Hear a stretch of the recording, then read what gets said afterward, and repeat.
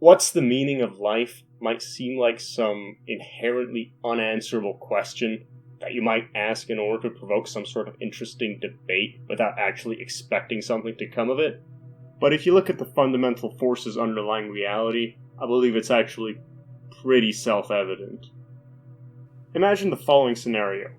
You're all-powerful, all-knowing, anything you want can be achieved instantaneously. You know, omnipotence, you get the point. What you'll realize pretty quickly is that nothing in this sort of existence is actually special or valuable in any way, because obviously everything requires zero effort. You might at first get excited about some cool thing that you've always wanted to buy, but obviously if there are no limits to anything, nothing has any inherent value. Now compare this to the idea of heat death, and if you're not familiar, it's essentially that the universe itself is constantly expanding, the rate of expansion is constantly accelerating, and the logical conclusion of this, if you just think of the long term, is that eventually it'll expand at the speed of light, if not faster, and that will lead to all individual particles, photons, whatever, never being able to interact with each other, because space expands so quickly that they essentially get pulled away from each other at a faster pace than they themselves can move towards each other. It's also often believed that particles like protons or neutrons slowly decay over time anyway, but this isn't proven. So either way, you get the idea. Fragmentation and decay if things are left to continue as they are now. You might have noticed a similarity between these two very different scenarios. In the omnipotent scenario, there's no contrast between anything whatsoever because there's no value, because everything requires zero effort. And in the latter case of total death and decay, there's no contrast either because nothing really exists. It's as if time itself stopped existing. Just as in the previous case where time itself also stops existing because everything can be achieved instantaneously. There's exactly one functional difference between these two versions of existence, which is that in the scenario of omnipotence, there actually is one single thing that has contrast from all other options or actions. And that special option, really, is to remove your own omnipotence. And this is obviously special from the others, because this immediately puts you back into an existence where things require differential levels of effort, where actions require differential levels of effort, and there's contrast between different things, let's say. This would create the same sort of existence that we're living in right now if you think about it. Chaos still exists, order still exists, even though it's fundamentally a weaker force, but complexity and contrast still exist. It's not total death, is what I'm trying to say. So what's the point of explaining all of this? Well, think about it. How exactly would you create an existence that's meaningfully better than the one we have right now? You can't create an existence where you're omnipotent. At least, you could do that, but you would immediately remove your own omnipotence for the reasons that I just explained. Or you can create an existence where nothing exists, which is death, and that's always an option for you. So there you have it. It's quite simple. The meaning of life is life. Life, existence, complexity, you can call it what you want, but it amounts to exactly the same thing. The preservation of life, long-term orientation towards life, the preservation of contrast in existence, the preservation of existence. It's all different ways of saying the exact same thing. Take Schopenhauer's pessimistic view of life, for example. Life is essentially characterized by unending sources of stress, suffering, difficulty, and at any given time, you're pursuing some source of pleasure or an object of desire, as he puts it. Once you reach this source of pleasure, you temporarily become unaware of the infinite suffering of life, and you're turned into some sort of passive observer. This obviously means that happiness or enjoyment is always either in the past or in the future. And every time you even try to do something, or achieve anything, it's simply proof that life as it is, in the moment, isn't good enough. because otherwise you wouldn't be trying to do anything. Essentially, the movement towards the objective or the temporary goal or whatever is what life is, and it's full of inherent problems and imperfections and pain and all that. These objects or points of pleasure or whatever you want to call them are obviously not enough to outweigh the constant suffering, which makes life meaningless. Just look at the graph. The continuous line of life has the dimension of length, and the points of pleasure are just points. They don't take up any space. They're zero-dimensional, unlike the line which is one-dimensional. So they're essentially just illusions that don't really exist. And this inherent imbalance between the continuous process of life and these particular points that you're pursuing can't really be bridged ever if you just say that the points are the source of meaning exclusively. So, is life meaningless? Well, no. The pessimistic view has just put meaning in the wrong place. Look at the first graph. Action is of the masculine domain, while the material world is of the feminine domain.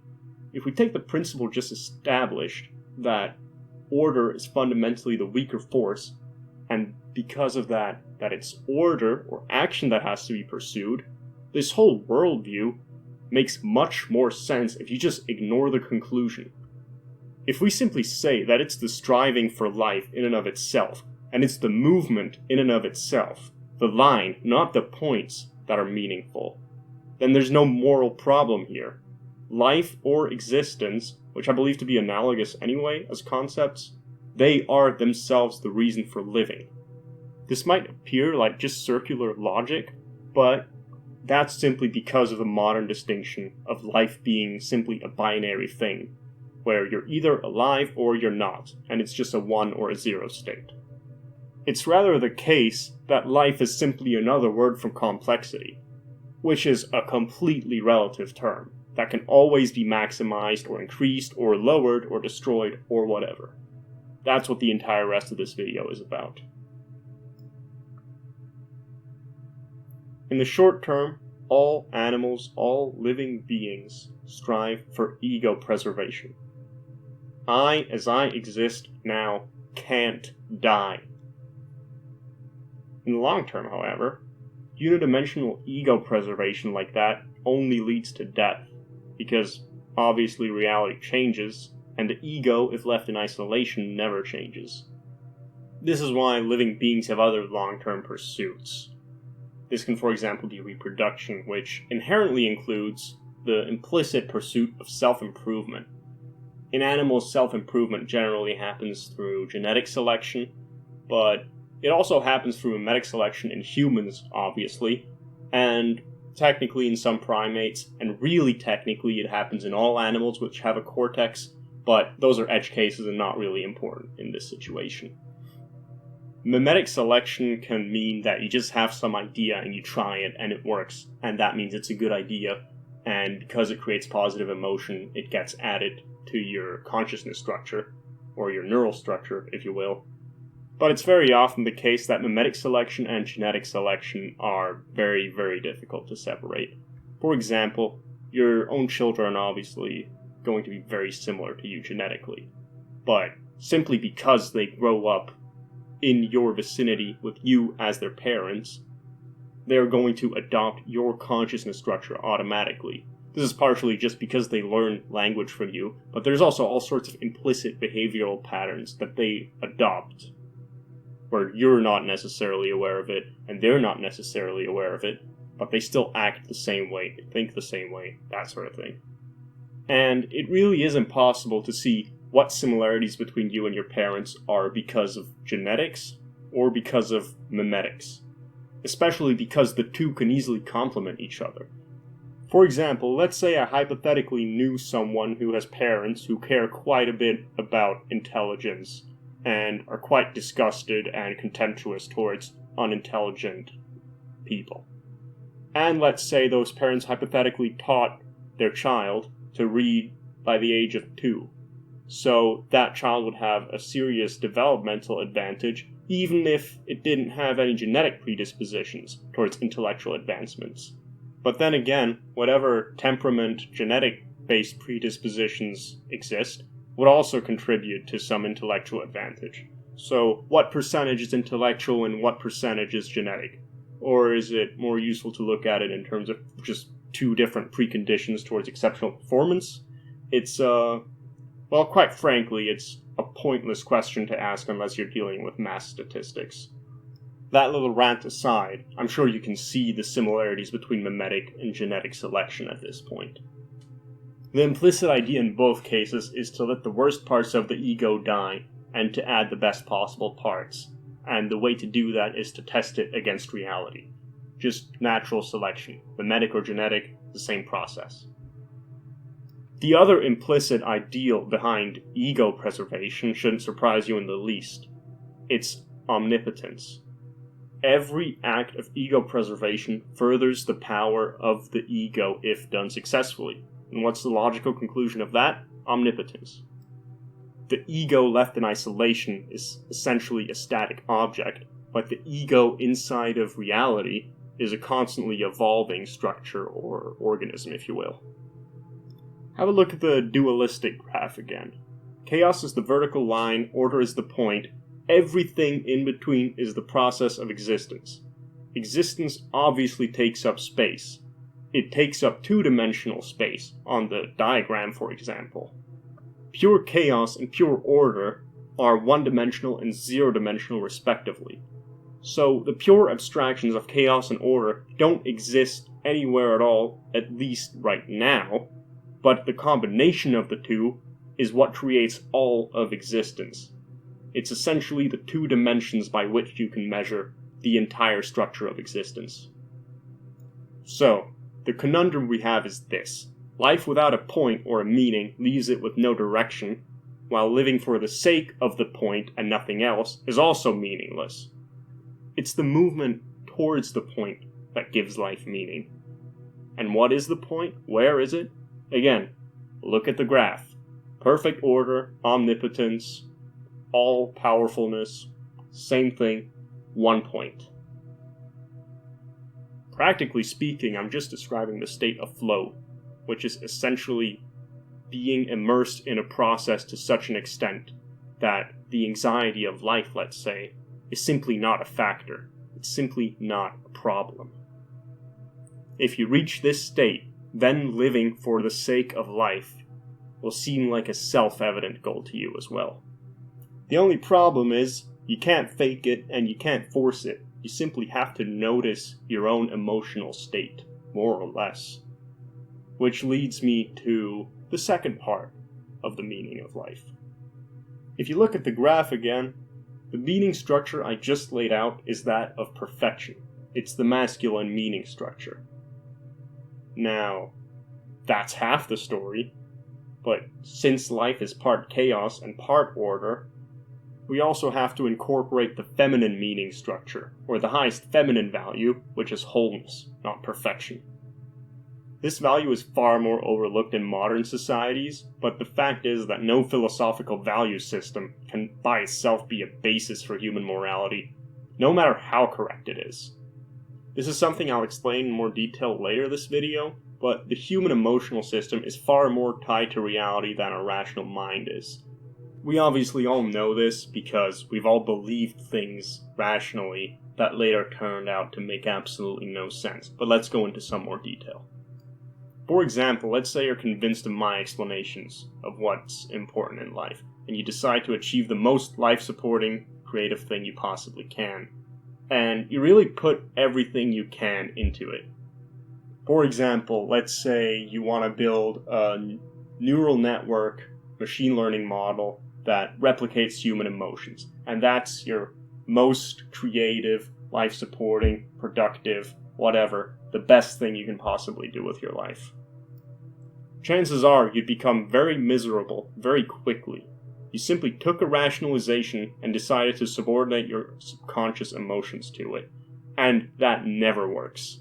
As you can see on the graph, life is a confluence of femininity and masculinity. It's not one enslaving the other. You can't enslave your emotional systems with your rationality, just as you can't do it the other way around. It has to be an integration of the two. To put it simply, this means that things like listening to conscience, your emotions, enjoying the process of what you're doing, diffusing your ego and will into a community that you trust and love genuinely, these are just as essential to finding your place in life as self-perfection is. It's just another example of the dualistic nature of existence, where in order to be perfect, you first have to accept yourself as you are. And accepting both propositions, that you as you are sufficient, and that the ideal is what you should be pursuing, gives you the right balance between discipline and comfort, assuming that you apply the right principles. So what are the right principles? And what does that mean for you specifically anyway? If you want to think of the bigger picture, it could be something like this.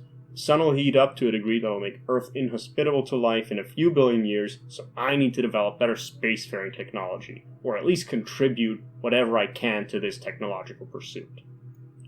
Doing this successfully will make you a socio-economically powerful being with reproductive opportunities for yourself, and it contributes to the larger process of life. So it's all good, right? Well, let's not get ahead of ourselves. The problem with this line of thinking is that the higher up on the hierarchy of order something is, the more underlying preconditions there are, inherently. You obviously need to eat food and breathe in order to create advanced technology, but it's also vital to have a surrounding society that has a place for you to do this. You need colleagues, access to resources, a supporting culture compatible with your goals, or to put it more abstractly, a general level of complexity in the world that you're part of. And as I mentioned before, complexity, contrast, life, they're all analogous concepts. More complex societies have more specialization in occupation, higher levels of individualism, autonomous thinking, that sort of thing. Meaning, individuals are less redundant. I really could just say what you need is a high-quality society, instead of listing all the details, and I'll mostly be doing that from now on. I think that concepts of truthfulness, honesty, intelligence, moral integrity, technical knowledge, trust, admirability, whatever the case, they're all too often described as separate categories when talking about societies or individuals, even though they generally complement each other. And yes, I'm aware of the corruption of the elite. That's beside the point here. It all has to do with how desperation and privation inherently lead to more and more unidimensional ego preservation. Obviously, if your life is at higher risk, you're more ego-oriented and selfish in the short term. The flip side of this is obviously that you lose sight of the long term. For example, if you have a higher ability to speak the truth because you're intelligent enough to understand what others don't, and you're more willing to trust others who manifest those traits, which again, you'll be more able to detect because of your own intelligence, you start to see where this is going. One positive trait enables another, etc., etc. It's essentially a mirror to the idea that poverty creates poverty, whether it's material, moral, or whatever else.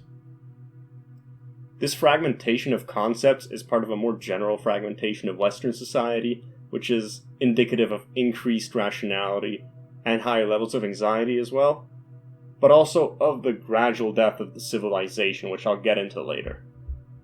Now, let's get back to the development of space technology. If you live in the Middle Ages, or in a society where life isn't the primary value, like the one we're living in now, because comfort and harm avoidance are more fundamental right now, your higher order pursuits would essentially be hindered by the rest of your society.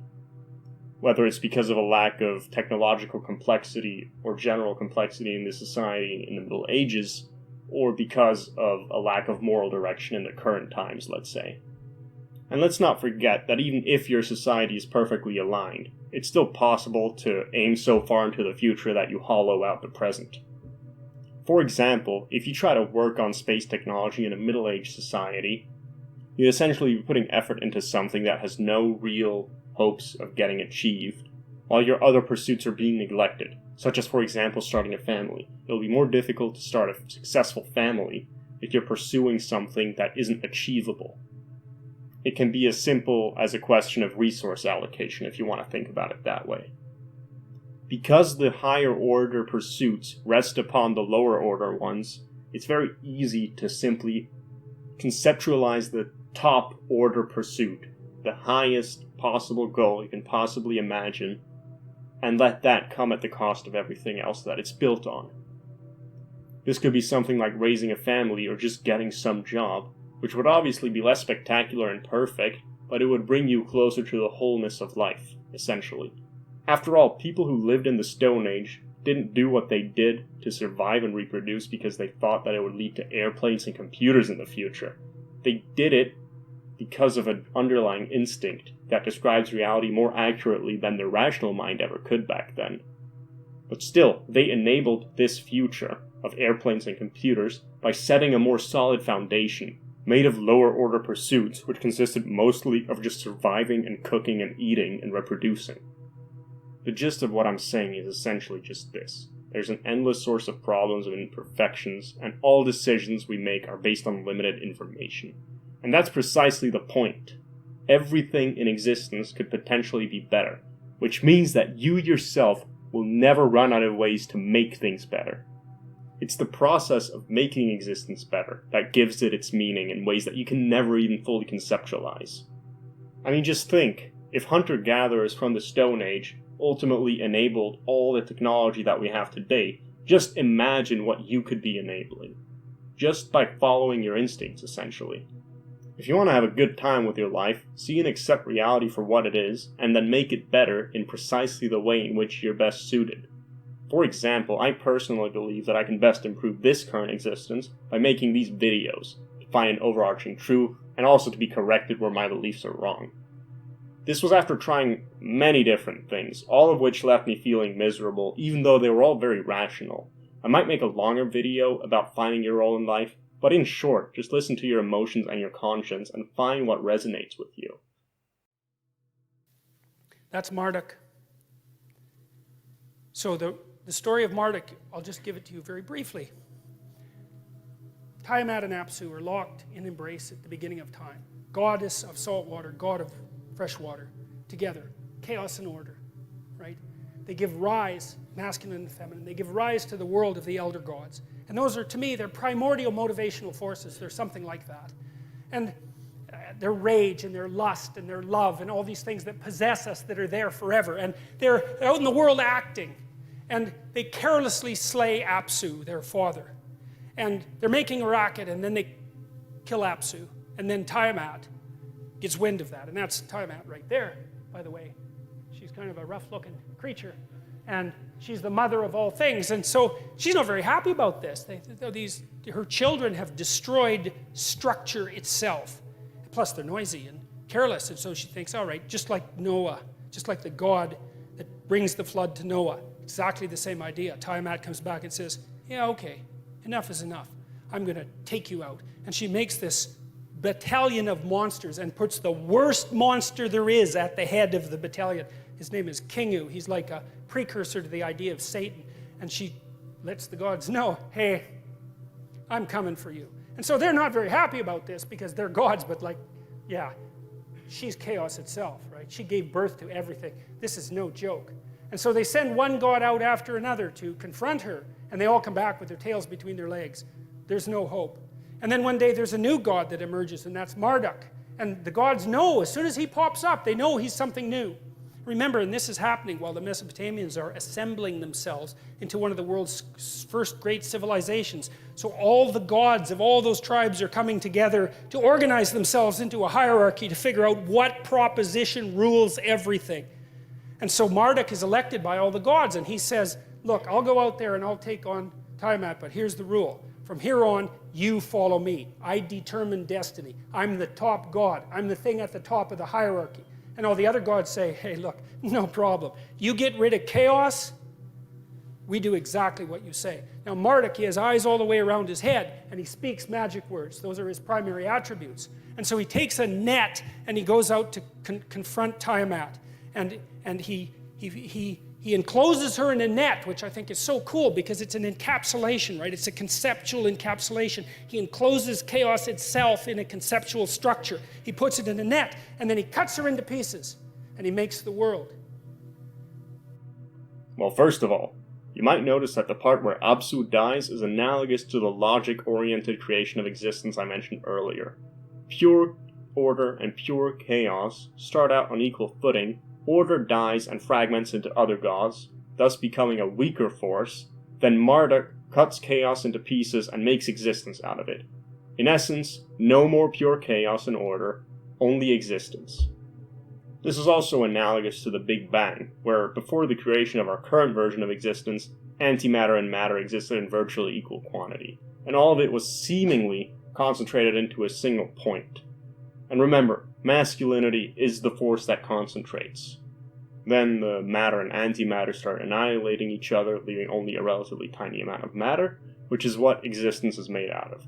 Whatever force was keeping all this matter in such an absolutely concentrated area ceased to exist clearly, and this gave way to the constant and accelerating expansion of the universe, which is the material domain in which all existence happens. Now this explains the material world, but what about the world that exists inside your mind? This is how both digital and biological neurons create concepts. There are obviously way more specifics to this, but that doesn't matter in this context.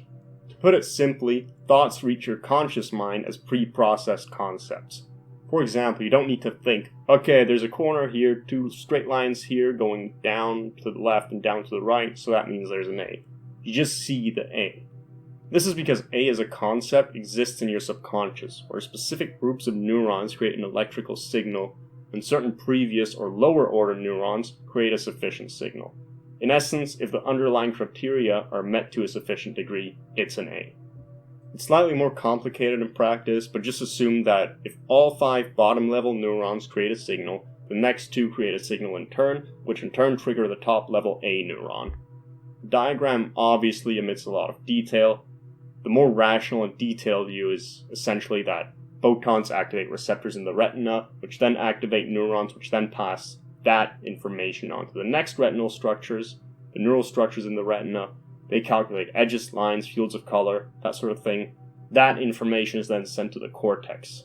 But long story short, material reality is categorized as soon as it hits the eye, meaning it's split into parts, then processed into higher order concepts by the nervous system. And now remember the myth. Marduk, god of perception, with eyes all around his head, cuts chaos into pieces and makes the world out of it. It's exactly the same process. So how is it that this myth was created by people with no knowledge of neurobiology or background radiation or the Big Bang? That's all a matter that we'll get back to later, but the short version is that these processes are all part of a larger underlying pattern, which is existence. Again, the same 2 fundamental forces. Human men and women are obviously differential incarnations of their respective abstract entities. Take the dichotomy of concentration versus diffusivity, for example. The female cortex is characterized by a more diffuse neural structure. This means higher interconnectivity. At the same time, the same pattern of more interconnectivity leads to less distinction of neural groups, meaning there's less potential for specialization of concepts. The dichotomy is essentially between concentration and diffusivity. This manifests itself in the real world through phenomena like increased reliance on intuition relative to rationality, which is an inherently less specific but more all-encompassing way of thinking. Women are also far better at recovering from strokes, the process of which is based on the roles of the recently dead neurons being taken over by other neurons. In the male brain, where groups of neurons are more distinct from each other and less interconnected, such significant changes are just far more difficult. The most diffuse neural structure you ever had was when you were born, or perhaps slightly before it. Either way, it was a time where you hadn't learned any concepts yet, and all there was potential. Potential for concepts to form out of the diffuse, primordial soup of the subconscious, you could say. Concepts in your mind are formed by positive emotions, such as dopamine, serotonin, oxytocin, adrenaline. For example, the concept of what a ball is, and what a ball is in relation to you, exists because the dopamine system decided that playing with balls was a fun thing to do when you were a kid. As soon as a positive emotion creates a concept in your mind, that creates a structure, meaning it reduces diffusivity. How mentally stable you are is very closely tied to how readily the things you experience fit into existing concepts that are based on positive emotion. There's a pretty funny clip I'd like to show exemplifying this, but I can't find it. So I'll just try to quote it as well as I can from memory. Essentially, it's two people talking about drug legalization. One guy says, "You support drugs, you support terrorism." The other guy says, "Wait, what? Why?" "Because that's a fact." This exemplifies a sort of overly conclusionary thinking, where anxiety and self-doubt are too weak to create the impetus to investigate reality further. And if you're curious, positive emotion responsible for this particular thought pattern is probably oxytocin, which you might know as the love hormone. Another less well-known role it has is to create outgroup hatred, which is inextricably linked to love and compassion, because obviously, if you love someone, what do you do to the people that hurt them? Well, you rip their guts out, more or less. The opposite sort of phenomenon would be a kind of constant worrying about anything and everything, where any conclusions are impossible because the thought process is too scattered. For example, you might know the stereotypical exchange where a guy and his girlfriend are arguing about where they're going to eat, and essentially the female is too anxious with any of the conclusions, and then the argument drags on forever. These two examples show you that one-dimensional maximization of order without concern for the feminine is a far easier trap to fall into, because obviously it's more unpleasant to be mentally unstable than it is to be stable. Generally, people would also tell you being mentally stable is better than being mentally unstable.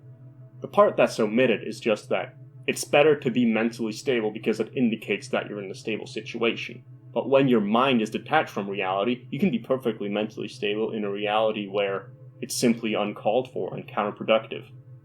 Essentially, we have to find the correct balance between chaos and order, or diffusivity and concentration, that pattern on every level of abstraction. Do the dishes, what kind of job to get, how to act in your relationships. It's all a balancing act in one way or another. To take a common modern example, let's say you feel constant anxiety or depression or something like that, despite being extremely materially secure. This is not some error in the structure of your brain, but the exactly correct reaction to living in a civilization that has no particular goal.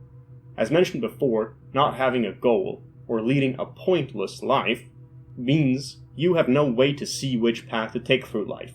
That simply exposes you to the endless complexity of life, which is always all around you, and looking forward to the future, all you see is your own inevitable death. Now, obviously, you might think that reality is infinitely complex regardless of whether you have a goal or not, and that would make constant anxiety and paralysis a very reasonable option, but that isn't the case in practice due to factors like redundancy in reality, which the brain removes through cognition. For example, a rock might be infinitely complex if you consider every atom inside it infinitely interesting, but because there's so much redundancy in that structure, it isn't very complex at all, and can be considered a single object that can be thrown as a single object, picked up as a single object, and all that. And what you also have to keep in mind is that the brain specifically exists in order for you to move. For example, sea slugs will literally consume their own brains and digest it once they've found a suitable spot to just sit around for the rest of their lives. So paralysis isn't an option either way. The brain exists to reach conclusions and act on them. That's simply how it is. Recognizing and abstracting redundant information out of the theoretically endless details, that's also what principles do, for example. And yes, all this is just giving more and more examples for how order is created from chaos. It's all in the graph you've been looking at from the start. You might have noticed that the concepts of wholeness and diffusivity are especially analogous. In order to understand the whole, it's inherently necessary to expand one's perspective, which inherently turns the understanding into something more vague. You don't get infinite concentration everywhere. For example, take the task of being a good father. This is an inherently unspecific task where the entire being of a child has to be taken into account, all the way into the future. And there's no shortage of examples where fathers teach their children extreme specialization, which comes at the cost of the rest of their children's lives. The child is constantly judged, never accepted, since it can never become perfect.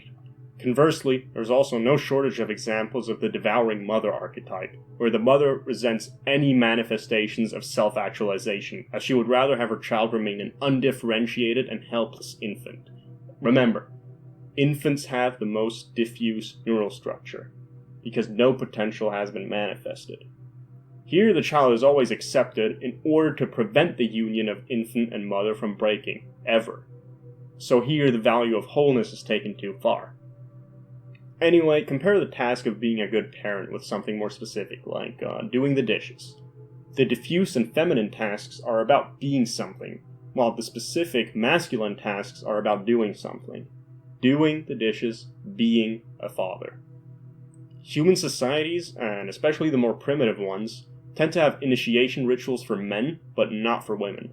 This is usually some sort of toughness test, which can be subjecting the male to extreme pain through something like the bullet ant gloves, and that's exactly what it sounds like. Or having to stay alone in a cave with zero light for a day, or circumcision. One of the implications behind this is the following. A man has to do something exceptional in order to prove his value, while women simply are valuable, and they have nothing to prove. It's another example of the doing versus being dichotomy. Socrates' trial, he was tried by the Athenians for corrupting, for failing to worship the correct gods and corrupting the youth of Athens by like teaching them stuff and asking them questions, which is a great way to corrupt people. And so he knew the trial was coming. And Athens wasn't a very big place. It only had about 25,000 people. Everybody knew everybody. Everybody knew who the powerful guys were. And everybody, including Socrates, knew that the trial was a warning to like get out of town, right? So we're going to put you on trial in 6 months, and the potential penalty is death. Got that? It's like, so Socrates had a chat with his compatriots, and they were contemplating fair means and foul to set up a defense for him so that he could, or to leave, so that he could not be tried and put to death. And he decided that he wasn't going to do that. And he also decided that he wasn't going to even think about his defense. And he said why, and this is quite an interesting thing. He said why. He told one of his friends that he had this voice in his head, a daemon, a spirit, something like that, that he always listened to, and that was one of the reasons he was different from other people, because he always listened to this thing. It didn't tell him what to do, but it told him what not to do. It always told him what not to do. And if it told him not to do something, then he didn't do it. If he was speaking and the little voice came up and said, no, then he shut up and he tried to say something else. And he was very emphatic about this. And he said that when he tried to plan to evade the trial, or even to mount his own defense, the voice came up and said, no, don't bother with it. And he thought, well, what the hell do you mean by that? Like, there's a trial coming and I'm going to be put to death. And well, he eventually concluded that he was an old guy. The next 10 years, he was in his 70s, perhaps. The next 10 years weren't going to be that great for him. He got a chance, maybe the gods were giving him a chance just to bow out, to put his affairs in order, to say goodbye to everyone, to avoid that last descent into catastrophe, which might have been particularly painful for a philosopher, and to walk off the world on his own terms, something like that. We're all familiar with this in some way, whether it's a voice, a feeling, or something even more undefinable. Thinking and concentrating are analogous concepts. When you think about something, you concentrate on it, automatically. There's no way around that. So think about how this plays out on a neural level. You've likely heard at some point that we only use 10% of our brains, or 13%, at any given time. And this is technically true, but it's not some inefficiency. It's simply a consequence of localization and specializations. Different neuron groups respond to different concepts. If you're doing the dishes, your attention is devoted to that task and its associated neurons. These neurons and their concepts are obviously going to be different from the sorts of concepts you need to contemplate philosophy, let's say. What I'm saying is essentially that the concepts that your attention is devoted to physically correspond to the activated neurons that represent these concepts in your physical brain. For example, the concept A is going to be physically close to the concept of E in your brain, partially because they're activated by very similar kinds of inputs, lines, edges, but also because the presence of one increases the likelihood of the other being present as well. I mean, you've all read words. If you read one letter, what are the odds you're going to be reading another one within the next few seconds? It's useful to think of it this way. Groups of neurons that are especially connected with each other and therefore activate each other, at least partially obviously, they're sort of like contexts. For example, starting out to read one letter obviously puts you into the mental context of reading, whether you agree with this line of reasoning or not. This is obviously the case. This would specifically mean that A and E are in the reading context, which would be a much larger context of interconnected neurons, which would include all the other letters, for example. Even more specifically, you could simply say that on a neural level, activation of the concept A creates a signal to the concept E that activates it to a degree of, let's say, 20%. Once it reaches 100%, it creates an electrical signal. If this degree was 100%, it would just mean that A automatically means it's an E, which would mean they're indistinguishable concepts. If the degree of the connection was 0, meaning no connection at all, it would mean that they aren't directly related concepts whatsoever, at least as far as your hypothetically deluded brain would be concerned. Take, for example, this experiment, where the relative calorie consumption of neurons is measured, which is essentially the same thing as electrical signaling, because, electrical signals take up calories, which means consumes glucose. In this case, people are just learning to play Tetris through consecutive weeks. When the subjects were in a naive state, there was no pre-existing and distinct context for playing Tetris in their mind, because they hadn't played it before. Compare this to the brain of a person that's learned to play and practice for weeks, you'll see the same dichotomy I've been beating you over the head with the entire video. The unfamiliar mind creates a diffuse response. Chaos, unknown, diffusivity, unfamiliarity, you get the point. The familiar mind has already created a distinct context through the learning process, which is based on positive emotion, in this case the dopamineal circuitry for playing and exploration. You can see it as the tiny, but extremely highly activated area. The aforementioned context for Tetris, again, follows the same general pattern: order, familiarity, concentration. The learning process works the same way in machine learning. The difference is that instead of being based on positive emotions, reinforcing neural connections, it's instead generally a human or another machine learning model telling it whether it produced the right output or not, and then strengthening its connections in the locations that produced the correct output, if it produced the desired output. But the fundamental premise is still the same. If neurons do well, strengthen the connections, and if they don't do well, their connections won't be strengthened, which means they'll slowly wither and die. It's all completely analogous to the Darwinistic natural selection process, except it's neural connections instead of genetics. One thing that you can't see in the brain scan, but that's obviously still worth noting, is that the practiced brain is obviously far better at playing Tetris than the unpracticed one. You can say that this means it's more productive, more efficient, has a better resource use to output ratio, because obviously the unpracticed brain uses far more resources than the practiced one. These are all traits of masculinity and order. Again, I'll keep beating you over the head with these ideas for the entire video. So, what does this have to do with the conscience again? Well, let's keep two things in mind here. 1, thinking inherently leads to neural concentration. 2, the connection between diffusivity and wholeness. Don't you goddamn forget that one. So, you're about to do something, and then your psyche vaguely objects. Let's keep in mind that we all somehow know that this objection is always correct, assuming that we can distinguish it from simple anxiety. Think about what happens to your attention when you're about to do something. It moves from thinking to acting, meaning a conclusion is reached, which is then converted into the action based on the conclusion. In that moment, your thoughts would no longer be concentrated by your attention, because your attention would be moved, so to speak, towards the acting out of your conclusion.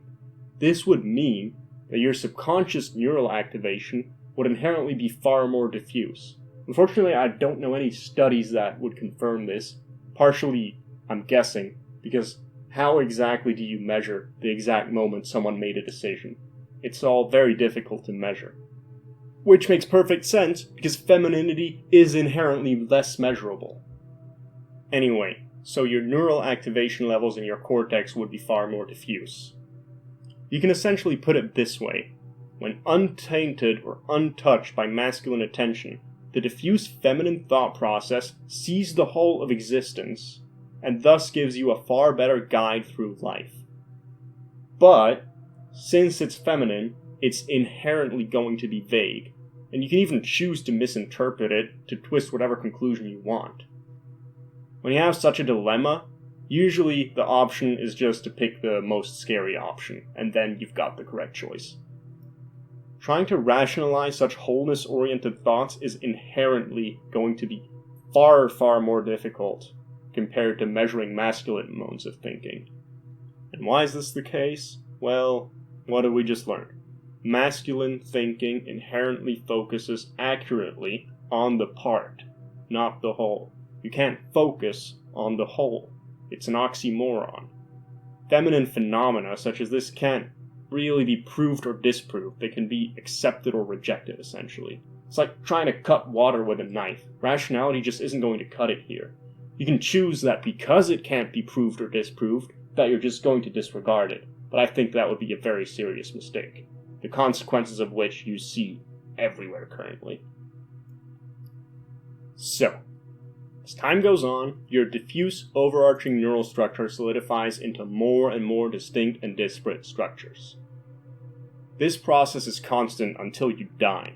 I'm sure you've all had your fair share of boring conversations with old people who keep repeating the same stories over and over, and need hours of assistance when learning the most basic things about new technology. How this happens should be self-explanatory at this point. The same diffusivity that allows women to more easily recover from strokes is what allows children to learn. Now, the key takeaway from this is that generally speaking, this sort of solidification of concepts and the neural structures is a one-way street. On a side note, this is why biological immortality isn't going to benefit anybody, especially the immortals. Because if it is somehow attained, no matter how healthy your biological body is, your neural structure will still become more and more distinct, or rather, the neural structure will fragment into distinct neural structures, plural. And the consequences of this are the same that you see in any other old people, which is that adapting to a changing world becomes more and more difficult and resource intensive. So, no matter what, you eventually cross the threshold where you become less and less alive constantly, simply because you're less able to deal with reality. Death has the universal characteristic of fragmentation.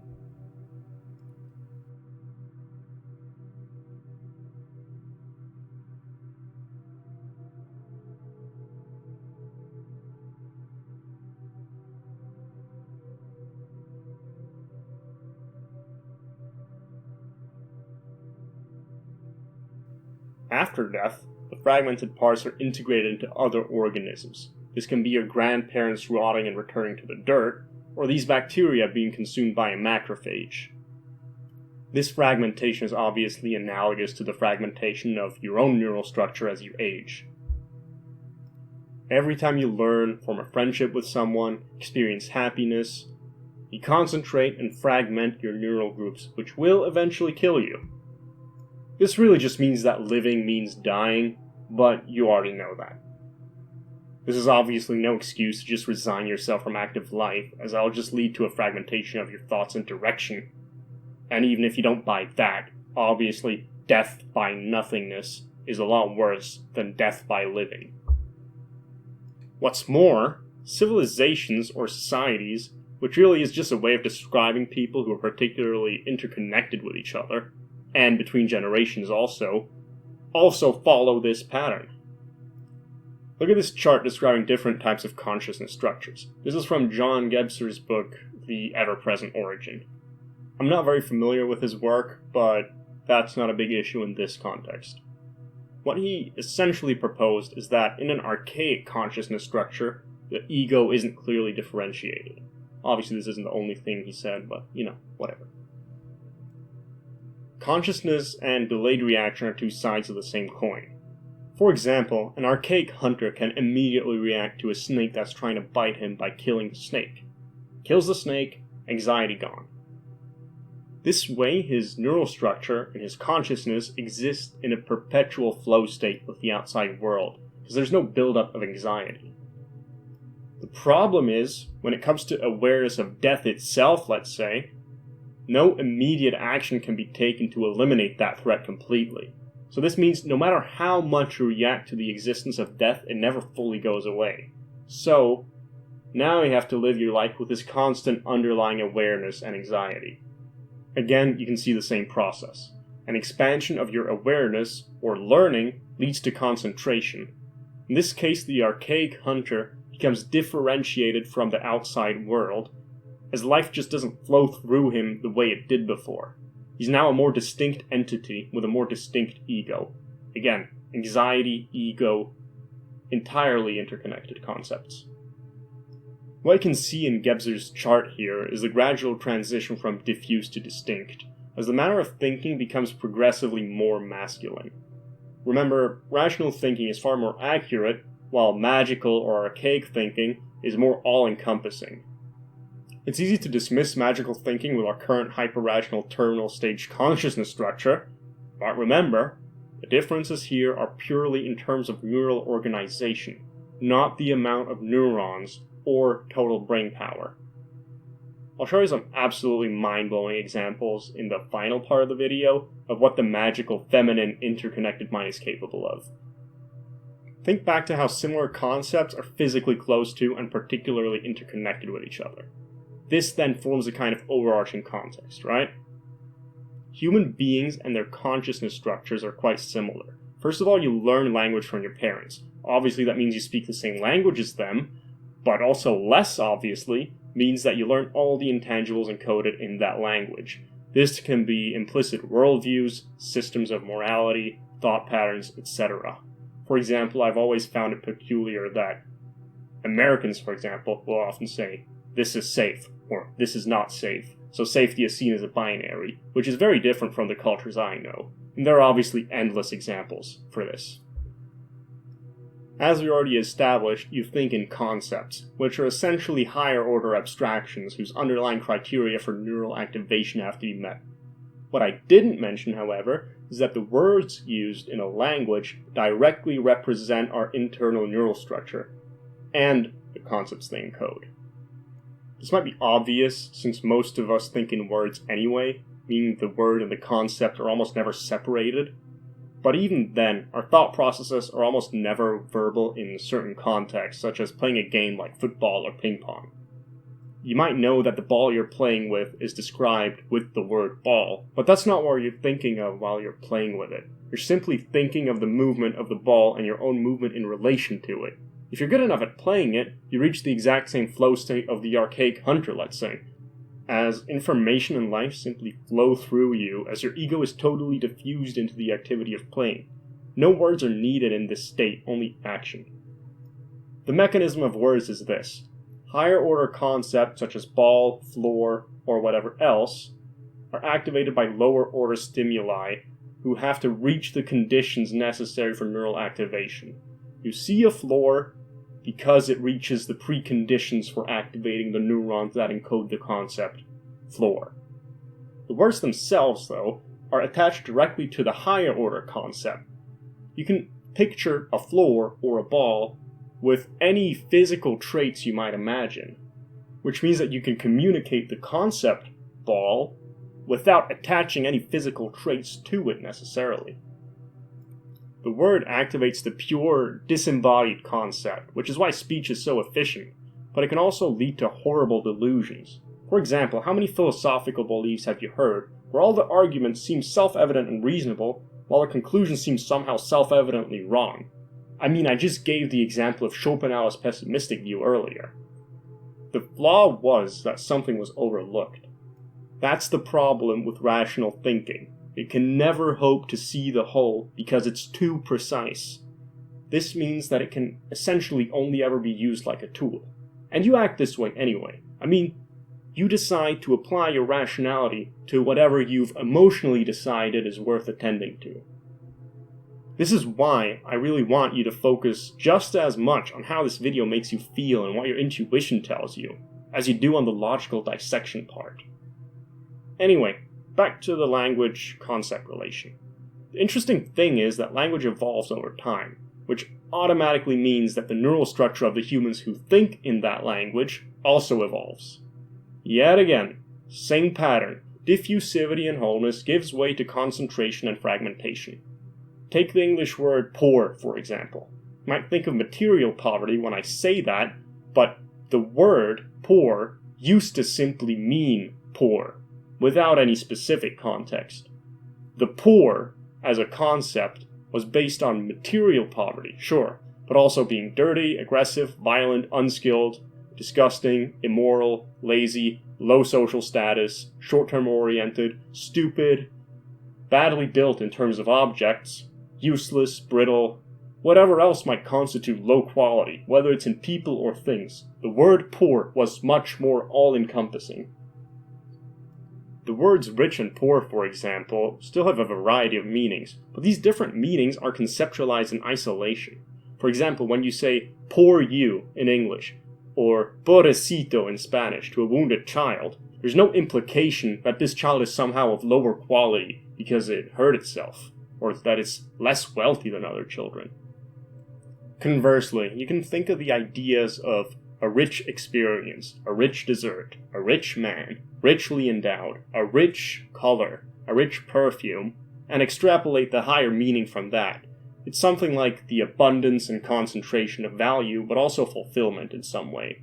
As a rich experience is analogous to a fulfilling experience, all these ideas simply weren't as distinct from each other in earlier life stages of our language, going all the way back to pre-language. I mean, just think of the first words that ever existed. For example, ar, what you saw in the first picture again. The origin syllable for order, aristocracy, all that. Ar simply means to put together. Well, what noise do you make when you come to some conclusion that you've been thinking about for ages? Right? That's the noise. Ah, I realize now what's going on. And conversely, take the word rie. Stems literally from yawning, the noise you make when yawning. If you listen carefully to yourself yawning, you'll kinda hear that you make a sound in the beginning. It's very faint, but you can notice it. Again, the concepts originate from the most simple forms of communication that are far older than language itself. But still, they encode such basic concepts that these were the ideas that they were assigned to. The concepts, femininity and masculinity. There's just no way around this. It is simply how reality is arranged. Another example. Some of the first inventions ever, let's say. Spears, spear tips, sharp rocks, let's say, or pottery. Well, you can literally see them in the diagram. Perhaps less obviously the pottery, but you get the point. One exists to contain and to be a vessel, and the other exists to split things apart, to split reality apart. If you look at this layer of abstraction, all living organisms share the same fundamental traits of fragmentation and distinction as their lives go on.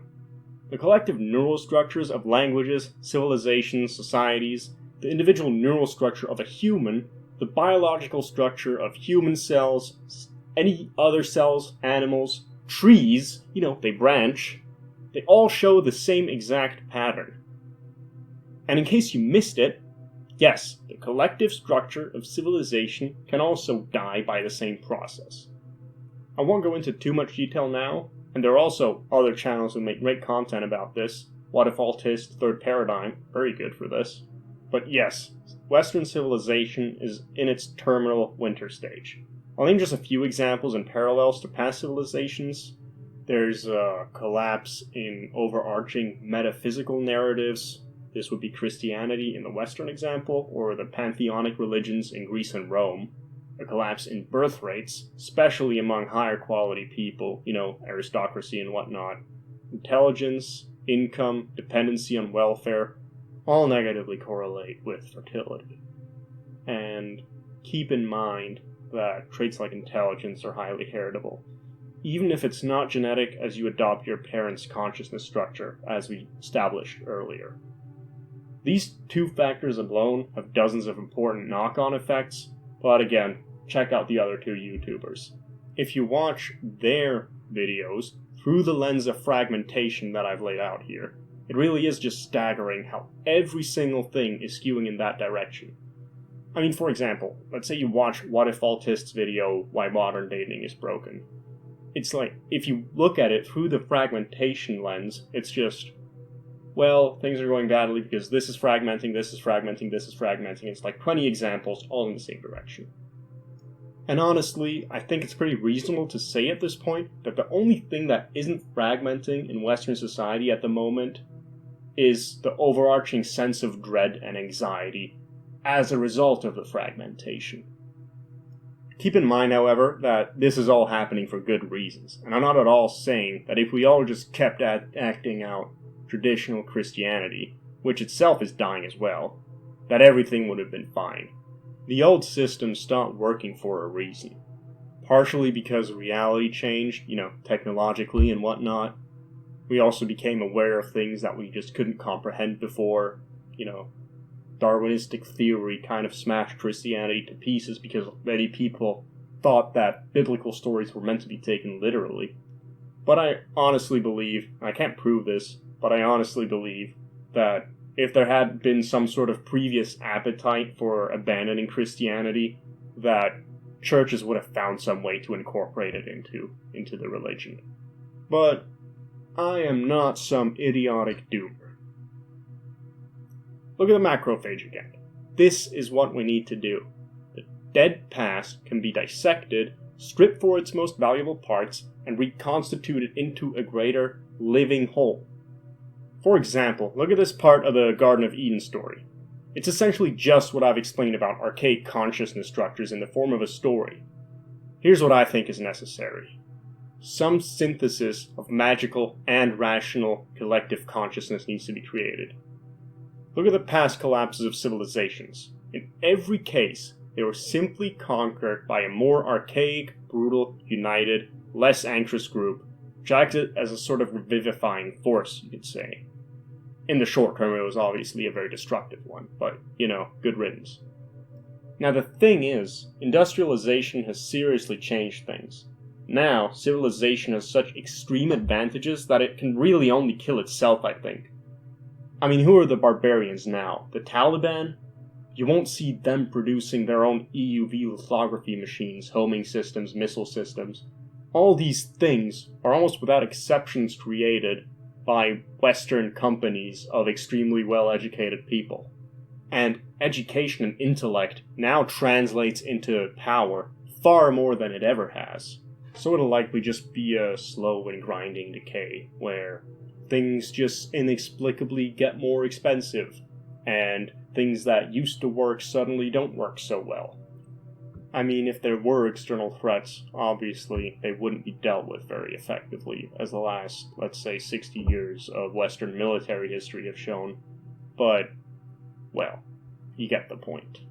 These sorts of trends, if left untouched, essentially go in the direction of totalitarianism, and then self-inflicted death. I'll go into this further in another video, but essentially it's because totalitarianism is the simplest form of social organization, requires minimal cooperation between individuals. Nobody has to create a social net. Everyone can be their own distinct person through their relationship with the state. And that requires minimal thought by the individual. You don't have to hold any principles, because the principles are determined by the state, for example. So essentially, completely rationally oriented leaders with a relatively unintelligent and egotistical population will automatically create these sorts of structures. I mean, you can look at past totalitarian states. In every case, they were based on rational principles, but in the end only amounted to creating a system that was entirely about ego preservation. say Heil Hitler or you're gonna get questioned by the police. Say that you love Stalin or you're gonna get tortured by the secret police. I don't really need to go into that much detail right now anyway, because the effects of totalitarianism on life are pretty evident anyway. It leads to mass murder, mass torture, nihilism, plummeting birth rates. It's omnipresent in these sorts of countries. And in those where it hasn't happened yet, there's mass sympathy towards such rationally oriented belief structures, like Marxism, let's say. Unfortunately, there's no historical precedent I know of where this process was reverted, and where the civilization didn't just fragment and die. But then again, we've never known as much as we do now. We never had access to as much information, and civilization has never been as inherently powerful as it is now. Let's define our goal clearly. What has to be done is to take the best pieces of the current world and combine them into a whole. Part of that obviously means analyzing lots of statistics and data in order to find out what currently works and what doesn't. For example, the Singaporean healthcare system, as far as I can tell, is the optimal one, strikes the right balances. But again, we can't forget the feminine factor. Rationality and effort alone gets you nowhere. This is the mistake Jordan Peterson's movement makes. Discipline and rationality alone doesn't sustain human life, unfortunately. So, how will we diffuse our egos and get rid of the anxiety? Well, the issue is we can't possibly know until we try out whatever ideas we have. But here's what I've come to so far. Go to a church, for example, a Christian one. It's all obviously masculine. There are rows of benches where you sit next to each other, all facing towards either the priest who faces you, or the priest also faces the same direction as you, usually towards some depiction or icon of Jesus. This is already masculine purely in principle, as you can just see on the graph. Women instinctively face each other in conversation, while men inherently feel more comfortable when sitting or standing next to each other, meaning they're facing the same direction. This obviously mirrors female-to-female oxytocin-based bonding, which is based on two humans accepting each other, essentially. It's the same as bonding with an infant, non-judgmental acceptance. Meanwhile, it also mirrors masculine vasopressin-based bonding, which is based on a common goal that they act towards together. It's much more based on mutual respect, and those who don't measure up will be judged and kicked out of the group. Christianity is largely about each human individually strengthening their connection to God, and to throw this out completely would obviously be insane. Still, there's no denying that it's related to a feeling of individual isolation, where even people who have lots of friends feel anxiously alone these days, as there always seems to be something missing.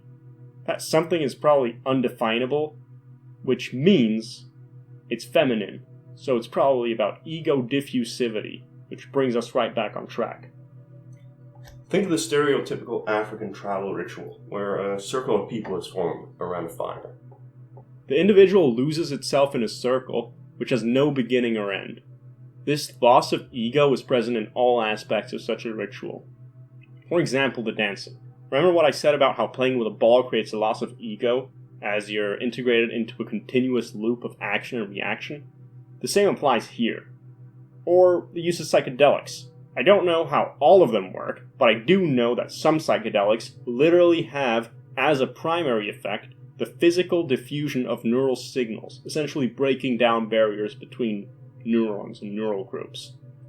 Singing or humming a common tune has a similar effect. This is far more about acting out a common identity.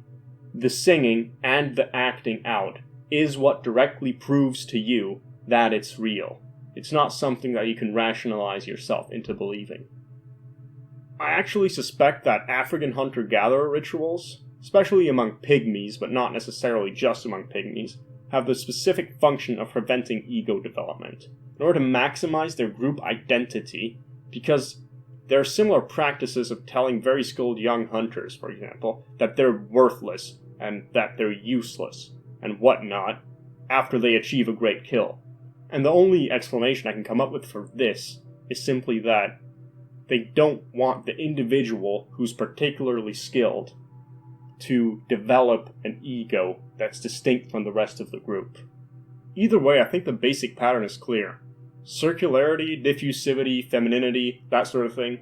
The details will have to be worked out in practice, obviously. These things, they have to be acted out in the real world in order for us to really let go of our egos. It's real trust based on emotion that's absolutely vital. And again, it's completely inconsequential to know or understand any of this. The same, however, can't be said for the masculine aspect. I really hope that the idea that you have to put either femininity or masculinity at the top is a trap, and not an inevitability. Life is about the balance of femininity and masculinity in each respective domain. So I think that any future ritualistic organization should reflect that. As I said, a masculine and a feminine aspect. As I mentioned before, the ideal of individuality and the individual connection to God is also vital, and the rational approach to life is what's given us the immense power we have today, including the device you're viewing this on. For some ideal hypothetical, I'm picturing this. A square in a circular room. The square one would essentially be like a modern cinema or a university lecture hall, where everyone faces forward and the stage is used for serious and intelligent analysis. Whether it's about mythology, neurobiology, astrology, politics, whatever really, as long as it's intelligent and serious. Essentially what I'm doing with this channel. And as you might have noticed, this doesn't even require a physical room, as people can just use the internet. I mean, this literally is the digital equivalent of a lecture hall. It's just the mode of action that matters here. Again, action in the masculine domain is what matters primarily. The circular room could for all intents and purposes be a fire in the woods. The idea is simply that there's a fire in the center and the unknown on the edge. This can be a literal forest of the dark unknown or some abstract depictions painted on walls. What matters is that it displays the feminine archetype. For example, you create a circle of people. Where does the circle end and where does it start? There's no ending or beginning. It's like a continuous, not a web, but a continuous unit, where the individual is far less differentiated.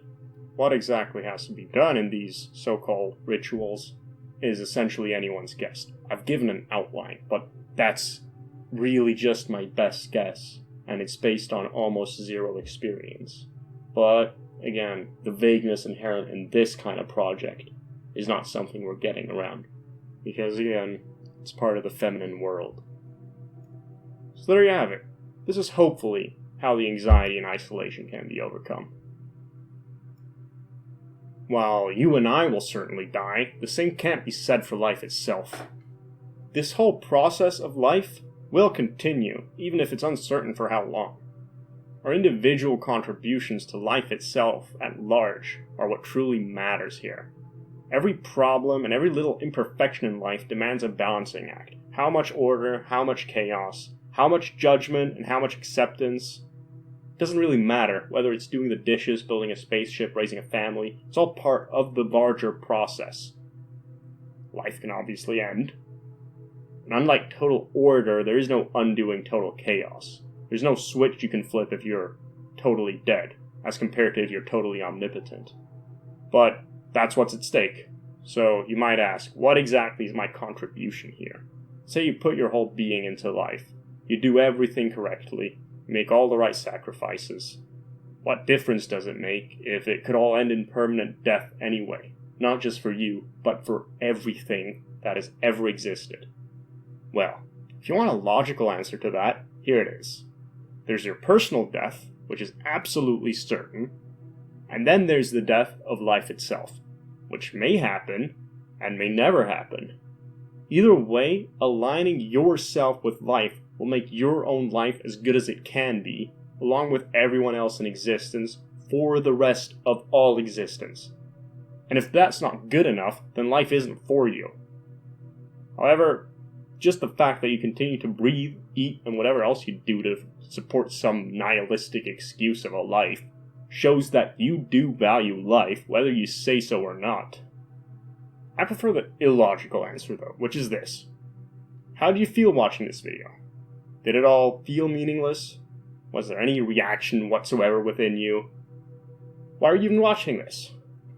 If listening to these words and looking at these images lit a spark within you somewhere, it's your choice whether you feed the flame or not. But either way, that spark is real, and no words you say or think are ever going to change that.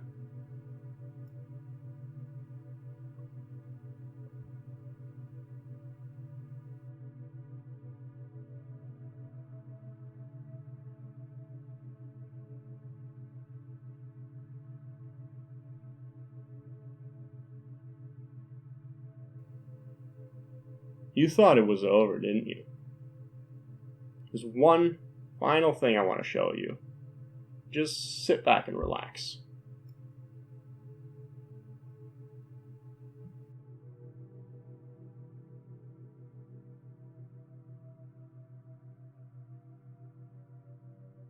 The ground plan of Stonehenge, which of course goes back to Neolithic times, which would have been at least 2,000 years before the building of the circular temple, we discover that it's a series of concentric circles. The inner circle of this is the bluestone horseshoe made out of a type of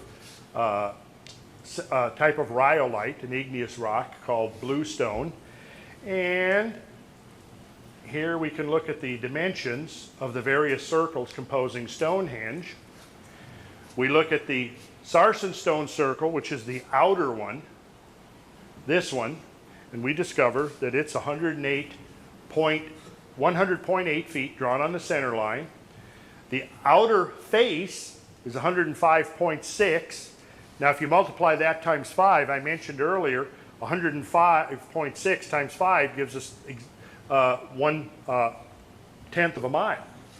So that suggests that that the mile was a unit of measurement being used. The average length of the sarsen stone lintels, which is this, 10.56. So this average length of the uprights and the lintels that separate them is 10.56 feet. Multiply that by 10, you have the overall diameter of the structure. Multiply that by 50, and you have exactly the British mile that we've inherited, which is now the American mile, since the British don't use that mile anymore, they use kilometers. So we here in America are essentially preserving that ancient sacred unit of measurement that was being used by the builders of Stonehenge. But we go further here, and we will go back and we'll see that the bluestone circle, 79.2 feet. So you've got the bluestone circle here, 79.2 feet. The bluestone horseshoe, which is laid out tangent to a circle, that is 39.6 feet, right here. So they bear the relationship to each other as the diameter of the Earth, which is 77,920 to 3,960, equals the 79.2 of the bluestone circle to this circle. So we have 79.2 and 39.6. So you see how the very same numbers are built in right there. And that 39.6 was the exact width of the chapel, St. Mary's Chapel at Glastonbury. So you can see that chapel, if you look at the underlying geometry of Stonehenge, you'll see that there's concealed in there the Seal of Solomon, linking the size of these concentric circles to one another. And if we take this rectangle right here, which is in the relationship of the square root of 3 to 1, we discovered that that's precisely the size of this chapel that was the first, according to some, built 2,000 years later. And it links the two. It links a common geometry. There's also the squaring of the circle. I mentioned earlier that the Great Pyramid was a solution to the squaring of the circle problem. And Stonehenge is also a solution, provides us with a solution to the squaring of the circle. The squaring of the circle was the preeminent problem of classical geometry, because these were considered to be symbolical of the two disparate realms of phenomena. The square was all things measurable, rational, finite, material. The circle was all things immeasurable, infinite, spiritual, things that can't be measured. So the squaring of the circle was a problem that resolved the two. You cannot, in geometry, create, using the methods of classical geometry, which allows you only to use the compass and the straight edge. You're only allowed to use the compass and the straight edge because it was believed that that's what the tools used by the creator was, a compass and a straight edge, a means of creating arcs and a means of creating straight lines. And when you had those two things at your disposal, you could create the whole infinite realm of phenomena, manifested phenomena, by linking the arcs created by the compass and the straight line. Using those instruments, there is no way of creating geometrically a square and circle of exactly equal perimeter. All there are is various ways of approximating it to a greater or lesser degree of precision. And this is what we find in both the geometry of the Great Pyramid and the geometry of Stonehenge provide us with ways of solving those problems to a high degree of accuracy. So what we have here is, you'll notice you have a square, and within that square is a circle. We say that this circle is inscribed within the square. At the same time, we also have a second circle that clips the square. See how it clips the corners of the square? Well, if you were actually go out and measure, take a tape measure and go out and measure this geometry, what you'd discover is within the limits of a standard tape measure that we use, there would be no discernible difference in the perimeter of this square and the circumference of this outer circle. And essentially is the solution of the squaring of the circle exercise. But what's really interesting here to me is that when you go from the center of the monument out to the bluestone circle right here, you've gone half of this number, which is 39.6. If you go from here, the radius of the larger circle, you've gone 50.4 feet. If you subtract the 39.6 from the 50.4, you get 10.8 feet. Well, remember, the moon has a radius of 1,080 miles. So what you have here is that if you then use, this is the diameter of the Earth, this then is, or the radius of the Earth, then this is the radius of the moon. So you draw a circle on this, and you draw this circle, and now you have the Earth-Moon proportions exactly laid out. So that's what you see here in this squaring of the circle exercise that provides us with the ground plan of Stonehenge. We find that this circle is 79.2 feet, and this circle is 21.6 feet in diameter. So it relates exactly as the Earth-Moon. So here's the Earth, here's the Moon, and here's the diameter of the bluestone circle, 79.2, and here's the diameter of this little hypothetical circle that has been drawn right here with that difference right there as the radius. Now, how is it that those proportions end up here? A coincidence? Does it mean that the builders of Stonehenge had measured the Earth and the Moon? Maybe, not necessarily. It does imply to me, though, that if they were constructing this with reference to some ancient canon of cosmology, it may then follow that they're automatically incorporating these proportions into their structures. But then again, on the other hand, perhaps they were deliberately and consciously setting out. At this stage of our knowledge, we can't say one way or the other. But either way, the implications of it are very interesting and very profound. Oh, let me write down this number, 10.56 and 105.6. And remember, if we take this number times 50 equals 1 mile. And the fact that they were using this and that it is an even subdivision of the mile does suggest strongly that the mile was in use at the time Stonehenge was built, some 4,000 to 4,500 years ago. The number 10.56 is significant, as we'll see. Also, if we look at the ground plan of the Glastonbury Abbey, and here's the chapel, which has the 68.6 times 39.6 dimensions, it happens to be on a line of latitude that if you project due east, it pierces the center of Stonehenge. So it's almost like geodetically or geographically.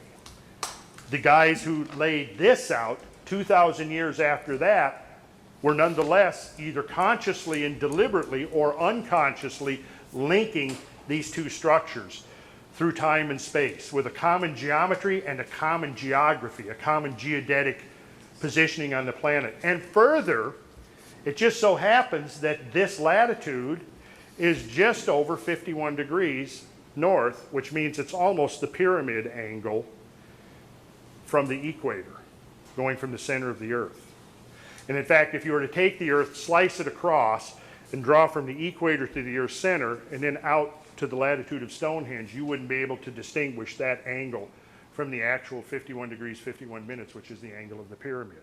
And that's the magic angle that leads to the solution of the squaring of the circle. It leads to the golden section and so forth. So if it turns out that there were modern humans living through this whole span of time, why is there no history? Well, now you got to do is turn to these various things that I've put on here. These are events that have occurred. And I used a certain criteria for these events. And here's the criteria I used. I began studying the record of geological change, climate change, environmental change, and I focused on events that could be considered catastrophic. And catastrophic to the extent that were an event of an equivalent magnitude to occur now, it would basically end civilization as we know it. That's the criteria I used. What would be the magnitude of an event that it would take to terminate our modern industrial civilization? That's the criteria that I used. Then I began to search through the record of all of the events that would be of that magnitude or greater. And the events that I found so far have been entered onto this graph, and they're listed all here. You can see them. And how many do we have here?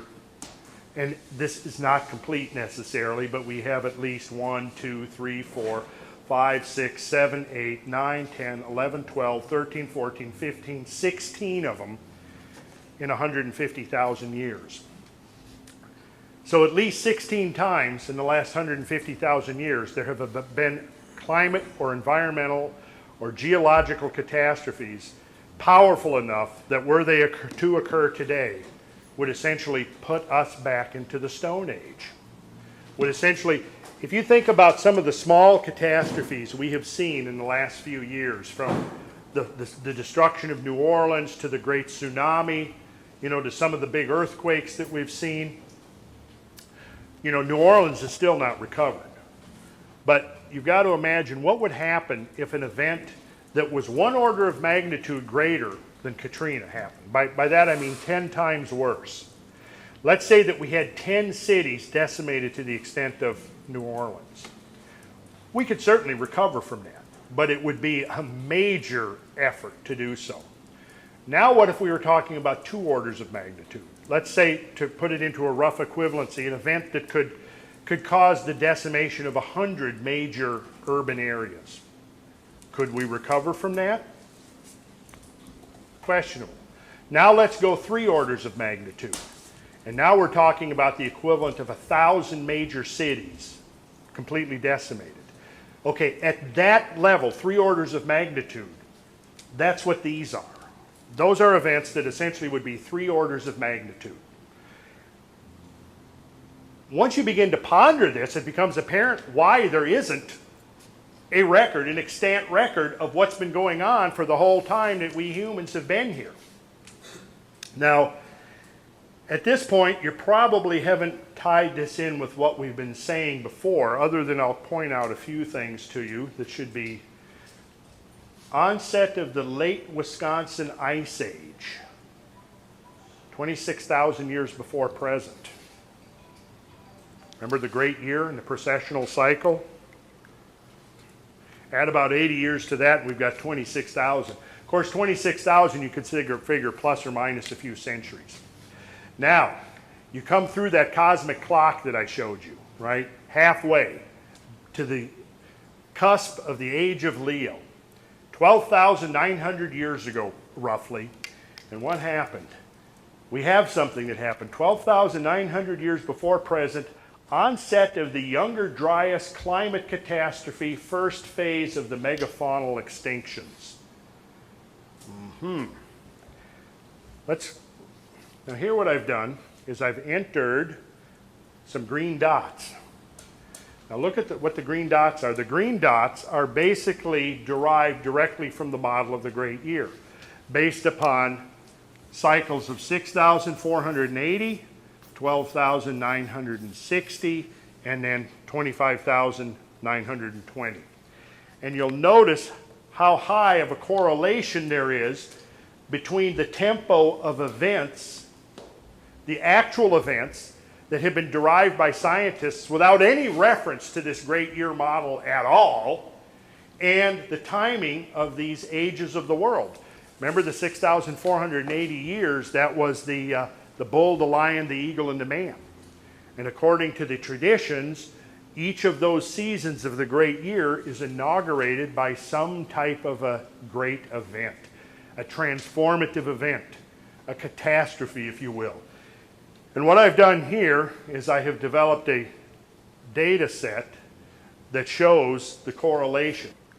It certainly seems from a study of this graph that these intervals, these event nodes as I call them, the susceptibility of something happening goes up exponentially for a short period of time. Here's the analogy that I have used. You're out driving along a quiet country road, you've got it on cruise control, you're kicking back, you're listening to some tunes, you're not paying much attention, you're talking on your cell phone, not much traffic.